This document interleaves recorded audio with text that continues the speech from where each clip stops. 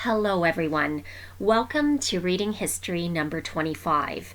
Today I'm highlighting these cute little wooden mice that had been a toy of my grandfather Mervin's, passed down to my father Arthur, and now in the possession of my brother Randy. Wooden toys were quite popular at the time, mice quite popular as well.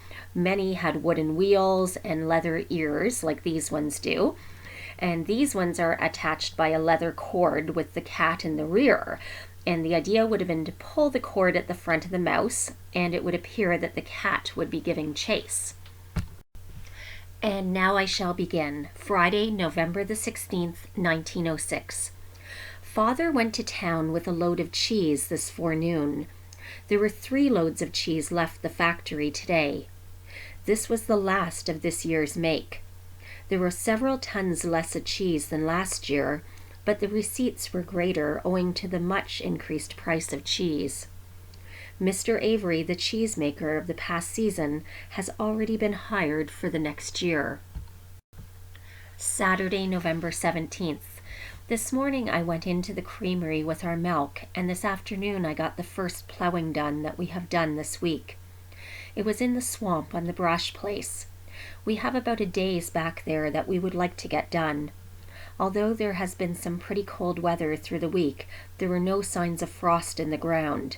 I suppose it was the snow on the ground that kept out the frost. Sunday, November the 18th. None of us got to church today. When it was time to start it for church, it was raining, and as it showed no signs of stopping, we all stayed at home. It continued to rain all forenoon. It was mild all day, so that by tonight there is scarcely any snow to be seen. Monday, November 19th. Today continued to be mild, and so I spent it ploughing in the swamp on the Brash place. The other boys spent the day getting some stones hauled off a strip along the dike across the end of the swamp that had never been ploughed. Tuesday, November the 20th. This forenoon, Father and I ploughed with both teams in the swamp. But as some of the ground had never been ploughed before, we did not get a great deal of ground turned. This afternoon, Father and us boys went to Will Ferrier's auction sale. Although there were quite a crowd there, a lot of things did not bring a very high price. Wednesday, November the 21st.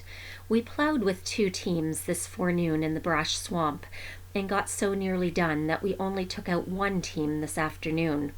The other boys went back and got done about 3 o'clock. A good deal of the time was wet this afternoon, and the boys would not have stayed out so long had we not been finishing up the season's ploughing. We have about 17 acres ploughed at home, and in the other place there are 29 acres ploughed. Of these, about 25 acres are lee. A lot of our ground is low, and so we hope for a dry spring to get our crop on in good time. Thursday, November the 22nd. Today was a pretty windy day and frequently showery. We spent the day at work near home. Friday, November 23rd.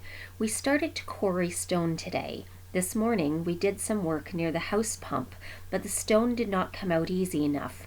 This afternoon we changed our place of working to the big hill at the 9th line. The stone did not want to come out much better there, but we expect to get along better once we have a good start made.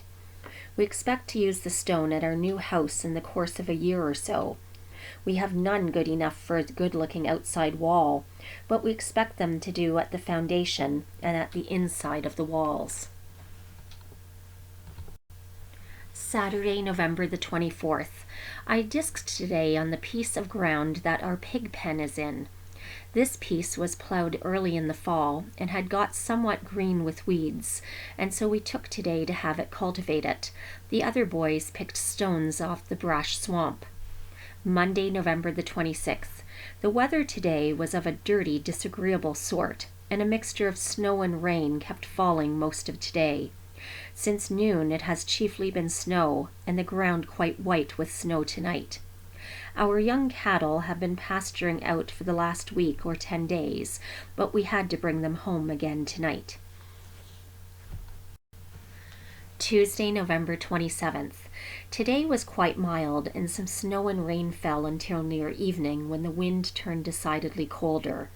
Father took a small grist to the mill today. Wednesday, November the 28th. Contrary to our expectations, the weather was quite mild when we went out this morning, and it continued so until this evening when it became quite cool again. Father was away most of the day at Mr. George Wilson's threshing. I went into the creamery with our milk this morning. We have quit separating our milk at home this week, as we came to the conclusion that we were losing a good deal of money by doing so. Thursday, November 29th. Father was away the whole of today helping at Mr. McDonald's threshing, and he has to go back again tomorrow as they did not get done at their second barn. At home, the boys spent the day getting wood down to the barn for the threshing, and then they brought some to the house. Friday, November 30th. Father spent a good deal part of today at Mr. McDonald's threshing. The weather today was quite mild, and some rain fell this afternoon. And that is where I shall finish today. I will provide more details of Ernest's illness at 16 and his subsequent illnesses and injuries during the war in a future video, thanks to research that has been sent to me by my cousin, Leslie's granddaughter, Diane Cross. And as always, thank you for listening to Reading History with Great Uncle Ernest.